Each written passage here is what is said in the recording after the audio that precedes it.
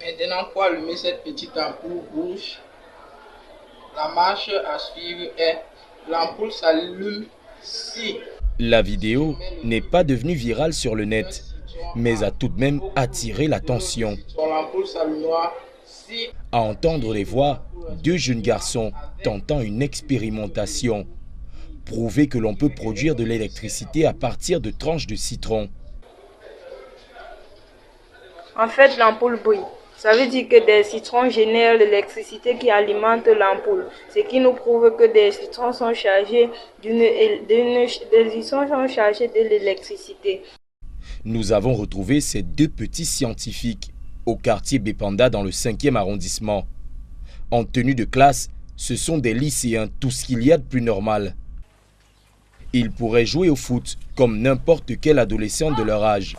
Sauf que leur petite chambrette leur sert à la fois de laboratoire. Et au lieu de trouver sur les murs des photos de stars de foot ou de la musique, vous verrez plutôt des formules mathématiques ou des posters de scientifiques, comme leur idole Nikola Tesla. Et lorsqu'on leur demande ce qu'ils sont concrètement, Comme Mario Roger, je suis en classe de 1er C, je fréquente au lycée bilingue de Daïdo. Et moi, c'est Tambe Ulrich Schillerson, je suis en classe de 1er C, fréquente au lycée bilingue de Daïdo. Nous sommes inventeurs, scientifiques en herbe. On fait dans la recherche expérimentale. Voilà qui est clair, du moins pour ceux qui ont compris. Cela fait des années que ces deux petits passionnés de physique se connaissent. Aujourd'hui âgés respectivement de 16 ans, leur rencontre s'est faite comme une évidence. J'ai rencontré Moukoko Mayo Roger en classe de 3e, juste à la rentrée. Donc, il avait amené une voiture qu'il avait fait à base d'un carton, un peu comme ceci. Et c'est là où je me suis donc rendu compte que nous faisons presque dans le même domaine. C'est donc on a décidé de s'unir. On a d'abord cherché un premier laboratoire qu'on avait à l'école publique. On travaillait là-bas de temps en temps, mais on a dû quitter parce que l'école publique, les enfants venaient toujours détruire tout. Bon, ma mère est décédée il y a de cela quand elle était encore bébé. Elle est décédée quand j'avais peut-être un truc, je ne me rappelle plus bien, un truc de 9 mois, 1 an, quelque chose comme ça. Bon, je vis seul. Le bricolage et l'expérimentation, c'est leur dada. Nous avons découvert certains de leurs petits joujoux. D'abord le planeur.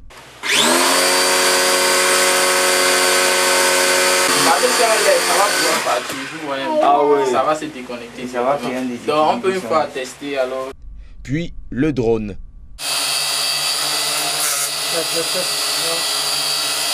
Dommage, ils ne sont pas encore tout à fait au point. Mais depuis quelque temps, la lubie de ces deux jeunes chercheurs est de produire de l'électricité à travers des ondes électromagnétiques en s'inspirant des travaux du scientifique Nikola Tesla. Explication. Ça c'est un circuit A, voici le circuit B. Ça va produire ici ce qu'on appelle le champ magnétique. C'est maintenant la bobine réceptrice qui va capter ce champ magnétique. Grâce à cette lettre, va nous permettre de montrer que le circuit fonctionne et puis ça va produire un champ magnétique. Et à partir de ce système, on va essayer de concevoir un truc encore plus grand. Pas sûr qu'on ait compris grand-chose. Place maintenant à l'expérimentation. Donc, vous nous dites qu'au milieu de ces deux tours-ci là, il n'y a rien du tout. Rien du tout. On peut se rapprocher pour voir. Au milieu de là, il n'y a rien du tout. Ne pas trop, ça va ça. C'est pour ça nos petits voyous. Il n'y a rien du tout là au milieu. Donc, à part une sorte de champ magnétique qui a été créé. Ils ont pensé à tout, même à corriger les erreurs de Tesla. On le connecte au courant du 220 volts et il est inoffensif au toucher, mais il peut faire fonctionner des appareils. Ce circuit-ci va permettre de rendre ces ondes électromagnétiques inoffensives.